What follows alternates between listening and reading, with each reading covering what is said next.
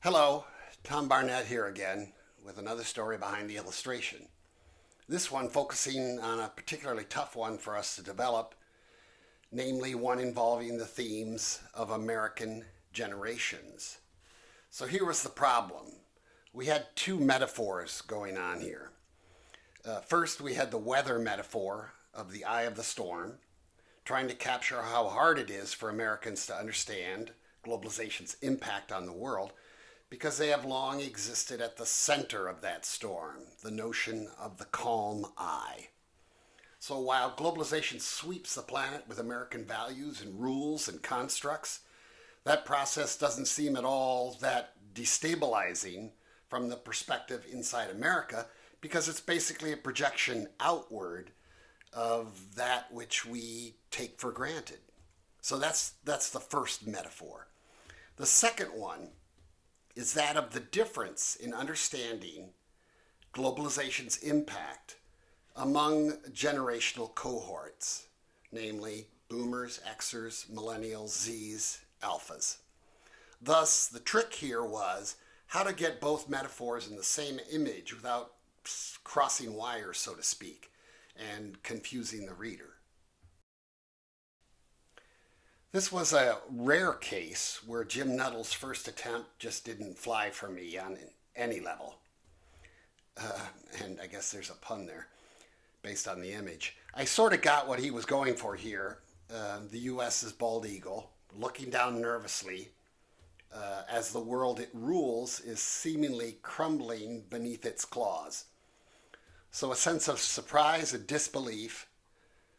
The U.S. just doesn't get how destabilizing globalization's spread is. But no generational imagery here and no eye of the storm. And I was committed to that phrase in the title.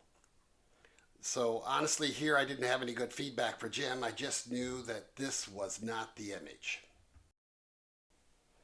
So this was one of those instances where Jim and I, feeling stymied, turned ourselves to our target audience here in the form of Jim's daughter and fellow artist Sarah, who's obviously much younger than Jim or I. Her first attempt went directly to the generational gap metaphor, as you can see here. Just no sense of globalization's impact or locating Americans' perceptions being trapped in the eye of the storm. But we were at least capturing one of the two metaphors. Jim then took a spin on Sarah's original concept and came up with this, which got us a whole lot closer. First, multiple generations at odds with one another. Good. Second, the suggestion of a storm that none of them are really paying any attention to. Also good. But the problem was the storm seems more about their generational differences than any wider globalization phenomenon, which seemed to be missing here still.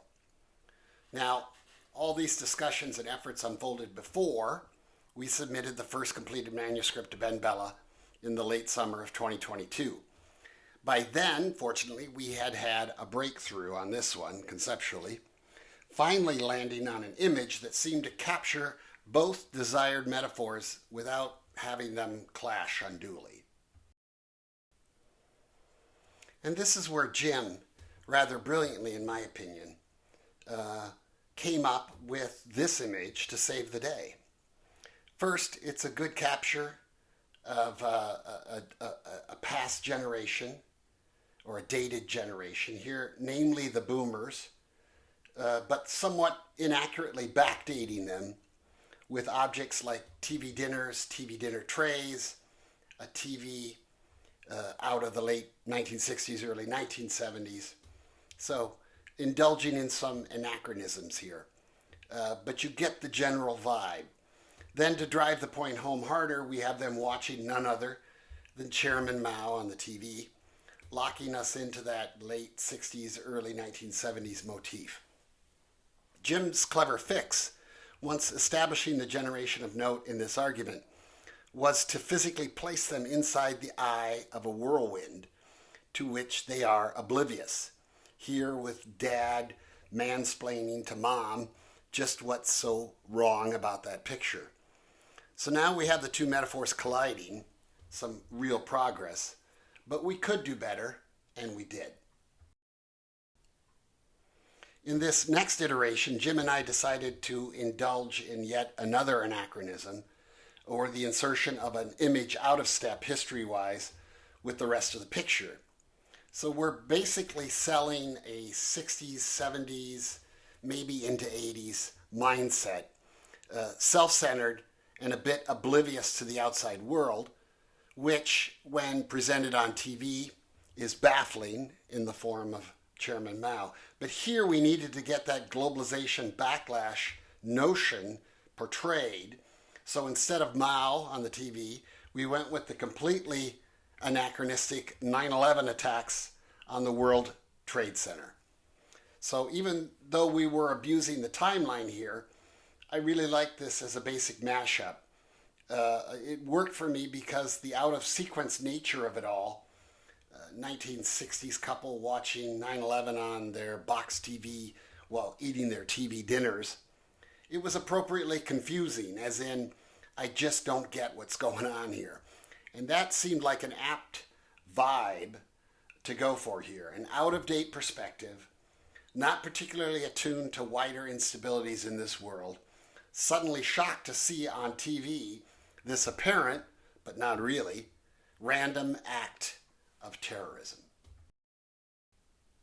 And that was the mashup we ended up going with. And I really like it and feel that our effort at awkwardly groping our way to this outcome was decidedly worthwhile. Why? Because in the end, and whether we realized it or not, we were going for a what's wrong with this picture sort of vibe. And I think we achieved it. So that's the story behind this very 60s style political cartoon that's really asking you, the reader, to propose your version of a caption.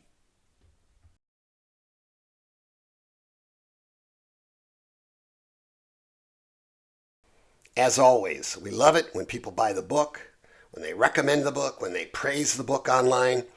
I and my Throughline colleagues, we feel very passionate about this work.